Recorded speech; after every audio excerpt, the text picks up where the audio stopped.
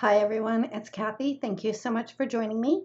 I'm super excited about the Halloween season coming up, and I decided to do something a little bit different. I was very much inspired by the Simply Meant to Be confetti mix from This Calls for Confetti. I'll be using the Decorate a Tree die set, my very favorite Build a Pumpkin Patch die set, and a couple of different stamp sets to decorate my tree in addition to the Simply Meant to Be confetti mix. I did all of the die cutting off camera just in the interest of time, but I did want to share a couple of things that I did do. I had run the little garland through my Xyron machine to turn it into a sticker so I didn't have to try and avoid getting liquid glue all over myself. Then I dug through the Simply Meant to Be confetti mix and picked out the little purple gemstones and glued that onto the little garland. Next, I had die cut the tree from black cardstock and used liquid glue to adhere those pieces together. Once my tree was put together, it was time to decorate my tree. As I had mentioned, I was inspired by the Simply Meant to Be confetti mix because it kind of reminded me of The Nightmare Before Christmas, and that is why I decided to create a Halloween tree. Anyway, moving right along, after I had removed the garland from the backing from my Xyron machine, I laid those on the tree, and then I started to decorate the tree, and it was easier for me to decorate each section above and below the garland so that I didn't get it overcrowded. Now, the one thing that I do want to point out is that the little stars and the moons that are in the Simply Meant to Be confetti mix, they glow in the dark. After I had all of my bits and pieces from the confetti mix adhered, I decided that I needed to add a couple of pumpkin ornaments. I used the bunch of small pumpkin die from the Build a Pumpkin Patch die set and ran those through my die cut machine with orange cardstock. I didn't add any shading or coloring to them, I just glued them directly onto the tree. I set my tree aside so all of the glue could dry and I started to work on my background. I used a circle die to create a mask so I could mask off a moon, and then I came in with melon ice ink and did ink blending with my blending brush just around the moon and then a little bit further down. I wanted to have a really nice bright glow around the moon.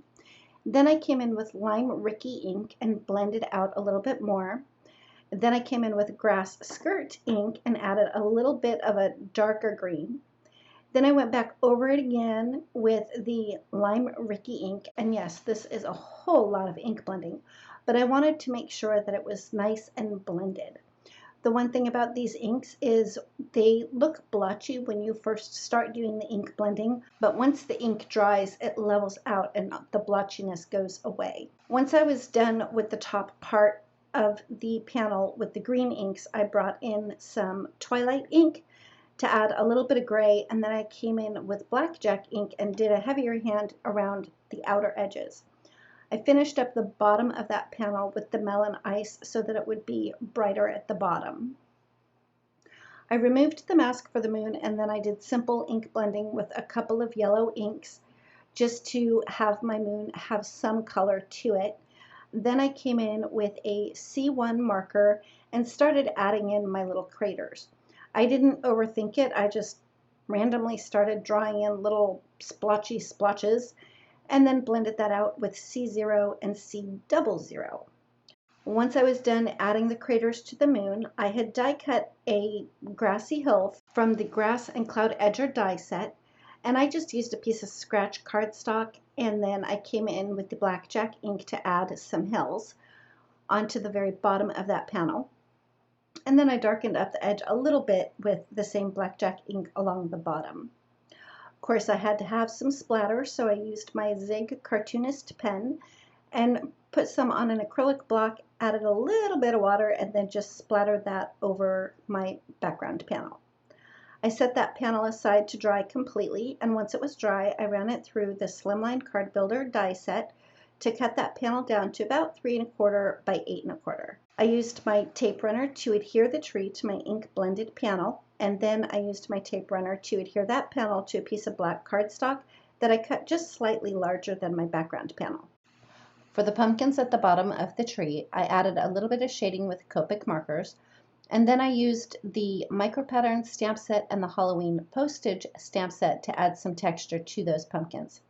I cheated a little bit by arranging the pumpkins and then picking them up with some press and seal. Then I added a little bit of foam tape to the back of the pumpkins and pressed them into place.